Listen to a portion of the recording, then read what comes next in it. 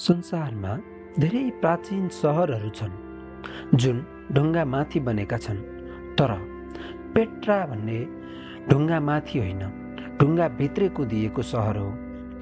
जोर्डनको रातो मरुभूमिको बिचमा अग्ला र साँघुरा चट्टानहरूका बीचबाट लुकिएर बसेको यो सहर देख्दा पहिलो पटक आँखाले विश्वास नै गर्न सक्दैन।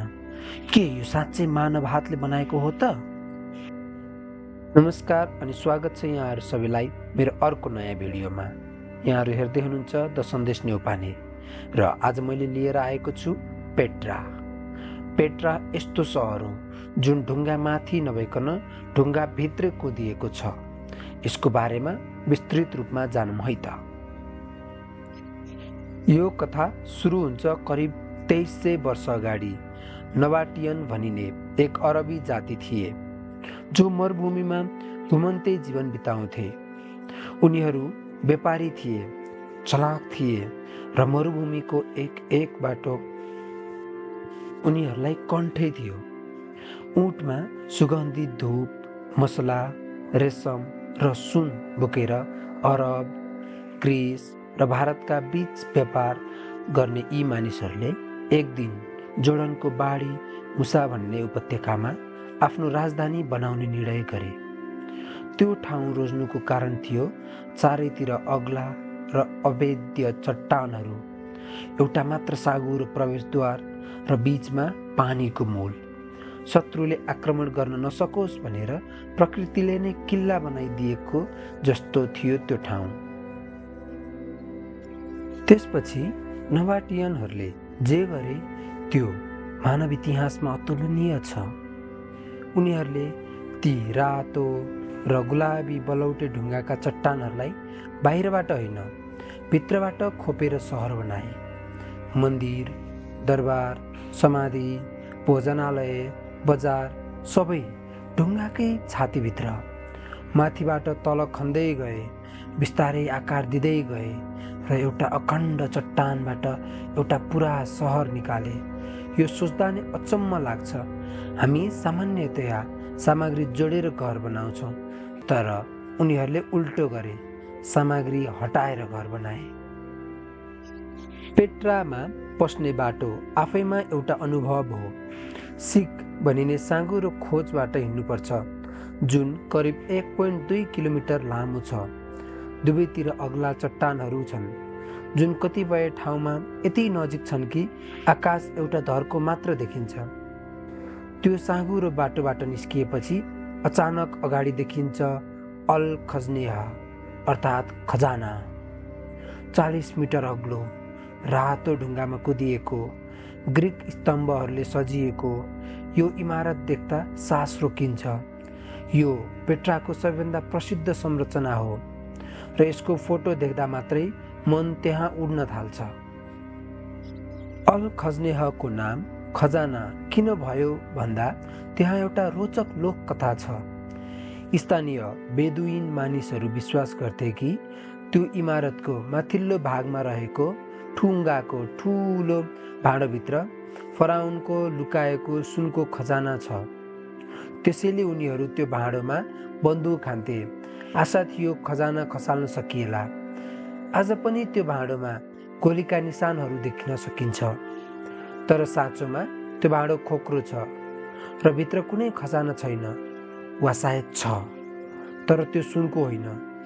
त्यो त इतिहास, कला र समयको अमूल्य धरोहर हो।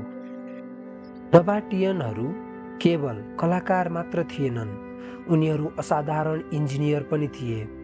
मरुभूमिको बिचमा जहाँ पानी सबैभन्दा बहुमूल्य चिज हो, त्यहाँ उनीहरूले एउटा अत्यन्त परिष्कृत जल प्रवर्धन प्रणाली बनाएका थिए।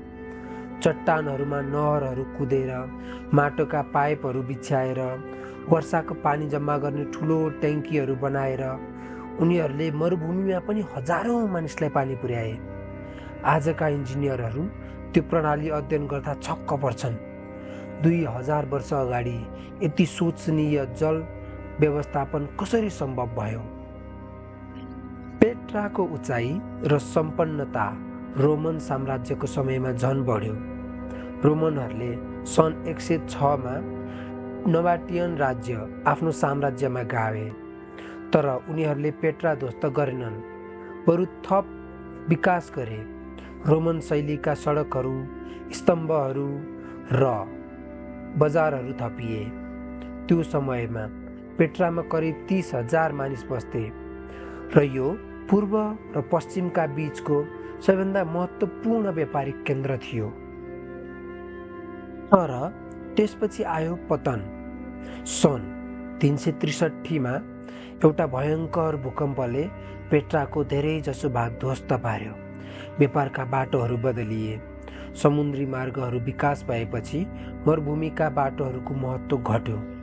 बिस्तारै मानिसहरू सहर छोड्दै गए र एक दिन पेट्रा पनि माचु पिच्चु र अरू संसारका विभिन्न संरचनाहरू जस्तै संसारले बिर्सेको जङ्गल र बालुवाले ढाकिएको एक्लो भयो। सन् 1812 स्विस खोजकर्ता जोन लुडविग बकवार्ड स्थानीय मानिसको भेष लगाएर अरबी भाषा बोल्दै एक स्थानीय गाइडलाई साथमा लिएर त्यो साँघुरो सिक खोजभित्र पसे। उनीभन्दा अगाडि कुनै युरोपेली यो ठाउँमा आएको थिएन वा आए पनि फर्केर कसैलाई बताएनन्। जब उनले अल खज्नेह देखे, उनी स्तब्ध भए। संसारले हराएको अर्को सहर फेला पारेको थियो। उनले यो खबर युरोप पुर्याए र त्यसपछि पेट्रा विश्वको नक्सामा फर्कियो।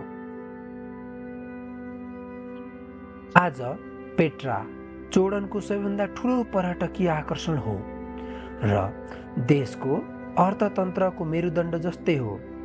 Indiana Jones and the last crusade चलचित्रमा अल खज्नेह देखाइएपछि त यसको प्रसिद्धि झनै बढ्यो। हरेक वर्ष लाखौँ मानिस यहाँ आउँछन्, तर वैज्ञानिकहरू भन्छन् पेट्राको अहिलेसम्म केवल 15% मात्र उत्खनन भएको छ।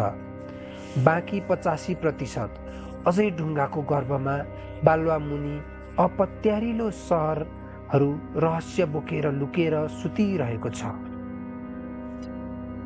ताजमहल प्रेमले बनाएको थियो, चीनको पर्खाल डरले बनाएको थियो, माचु पिच्चु आस्थाले बनाएको थियो, तर पेट्रा भने बुद्धिले बनाएको सहर हो।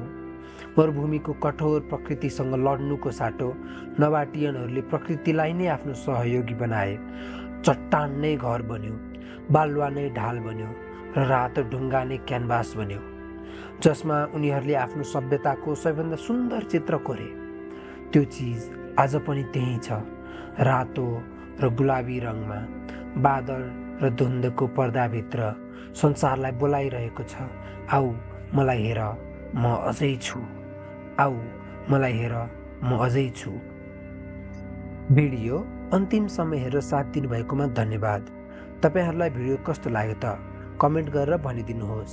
मन परेमा लाइक बटन थिचिदिनुहोस् र तपाईँहरूले यो भिडियो आफ्नो साथीभाइहरूलाई पनि सेयर गरिदिनुहोस्, ताकि उहाँहरूले पनि पेट्रा र यसको रहस्य र सुन्दरताको बारेमा थाहा पाउनुहुनेछ। यदि तपाईँ मेरो च्यानलमा नयाँ हुनुहुन्छ भने च्यानललाई सब्सक्राइब गर्नुहोस् र सँगै आउने नोटिफिकेसन बेल थिच्न नबिर्सिनुहोला। अर्को हप्ता अर्को नयाँ भिडियोमा अर्को नयाँ ठाउँ लिएर उपस्थित हुने नै छु। त्यति बेलासम्मको लागि तपाईँहरूको दिन सुखद रहोस्। धन्यवाद। Bye bye.